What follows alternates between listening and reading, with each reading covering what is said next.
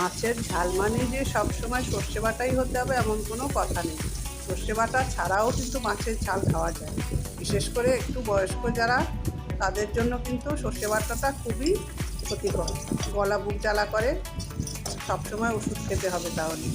এইভাবে টমেটো পেঁয়াজ দিয়ে মশলাটাকে গলিয়ে ভালো করে নুন দিয়ে গালালে একটা পেস্ট মতো তৈরি হয়ে যায়। তারপরে আপনারা আপনাদের পছন্দ মতন যে কোনো একটা সবজি খুব কুচি করে দিয়ে নাড়াচাড়া করলেই দেখবেন গ্রেভি হয়ে যায়। তারপরে এভাবে মাছ দিয়ে যে কোনো মাছই দিতে পারেন।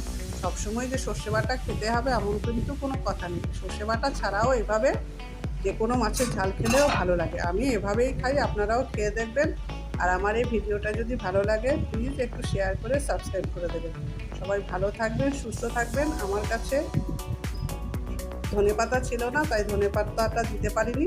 নামানোর আগে একটু কাঁচা তেল দিয়ে ভালো করে আর একটু ফুটিয়ে নামিয়ে রেখেছি। সবাই ভালো থাকবেন, সুস্থ থাকবেন।